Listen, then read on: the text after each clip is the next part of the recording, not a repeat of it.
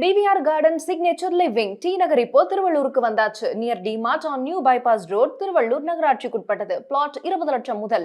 Contact 9955511814.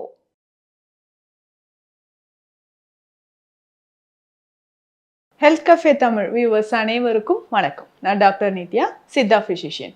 Fatty liver அப்படின்ற பிரச்சனையோ இல்லை ஹார்ட்டில் ஏற்படக்கூடிய பிரச்சனையோ, உடலில் இன்னும் நிறைய ப்ராப்ளம்ஸ் வருது. சுகர், அதுக்கப்புறம் ஹைப்பர் டென்ஷன் சொல்கிற இஷ்யூஸ், இது எல்லாமே நம்ம உடலில் தேவையில்லாமல் இந்த ஃபேட் சேர்றதுனால வரக்கூடியது தான்.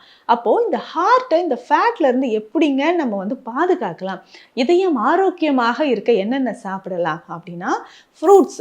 என்னென்ன ஃப்ரூட்ஸ் நம்ம எடுக்கலாம்? ரொம்ப முக்கியமானது மாதுளை. ஸோ தினம்தோறும் ஒரு மாதுளையை சாப்பிட்டுக்கிட்டே வந்தோம்னா இதயத்திற்கு ரொம்ப ரொம்ப நல்லது. இதில் சித்த மெடிசனில் ஒரு வழிமுறை சொல்லுவாங்க. ஹார்ட்டுக்கு ரொம்ப முக்கியமானது அப்படின்னு பார்த்தோம்னா, மாதுளை ஓடு இருக்கு இல்லைங்களா, நாட்டு மாதுளை ஓடு. இதுக்குன்னே ஒரு தனித்துவமான மருத்துவ குணம் சித்த மருத்துவத்தில் இருக்குது. இர்ரெகுலர் பீரியட்ஸ் இருக்கா, இல்லை பீரியட்ஸே ரொம்ப நாளாக வரலையா, உடலில் நிறைய டாக்ஸின்ஸ் இருக்கா, அதுக்கு மாதுளை ஓடு கஷாயமாக குடிக்கணும். அப்போ அந்த ஹார்ட்டுக்கும் ரொம்ப ரொம்ப நல்லதுன்னு சொல்லலாம்.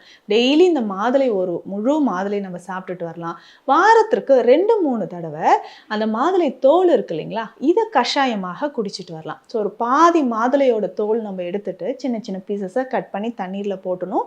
1 ஸ்பூன் அளவுக்கு சோம்பு, சின்ன துண்டு இஞ்சி, ஒரு 2 கிளாஸ் தண்ணி விட்டு நல்லா பாயில் பண்ணிவிட்டு 1 கிளாஸ் வந்ததுக்கப்புறம் வீக்லி 2 டைம்ஸ் குடித்தா கூட போதும். ஸோ காலையில் எம்டி ஸ்டொமக்கில் குடிக்கும்போது நம்ம உடலில் இருக்கக்கூடிய ஃபேட் அப்படியே கரைஞ்சி வெளியில் வர்றது நல்லாவே நமக்கு தெரிய ஆரம்பிக்கும். ஸோ இதற்கு அடுத்தது நம்ம சாப்பிடக்கூடிய உணவுகள் அப்படின்னு சொல்லும்போது ரிச் ஃபைபர் கண்டென்ட் இருக்கக்கூடிய உணவுகள். கருவேப்பிலை ரொம்ப முக்கியமானது. வெஜிடபிள்ஸை பொறுத்த வரைக்கும் கொத்தவரங்காய், கோவக்காய், இது ரெண்டுமே ரொம்ப முக்கியம். அதுக்கப்புறம் சுண்டைக்காய். ஸோ இது எல்லாமே நம்ம இதயத்திற்கு பலம் சேர்க்கக்கூடியது அப்படின்னு சொல்லலாம். முக்கியமாக இந்த ஒற்றை அடுக்கு செம்பருத்தி பார்த்துருப்பீங்க. இந்த டீயை நம்ம ரெகுலராக குடிக்கும்பொழுது இதயத்திற்கு ரொம்ப ரொம்ப நல்லது. ஸோ எனக்கு ஃப்ரெஷ்ஷாக இந்த ஃப்ளவர்ஸ் கிடைக்காது அப்படின்னு சொன்னீங்கன்னா, ஸோ உலர்ந்த செம்பருத்தி மலர்கள் இன்றைக்கி மார்க்கெட்டில் நிறையவே கிடைக்குது. ஸோ இதை வாங்கி ரெகுலராக நம்ம டீ மாதிரி குடிச்சிட்டு வரும்போதும் இதயத்திற்கு ரொம்ப ரொம்ப நல்லது அப்படின்னு சொல்லலாம்.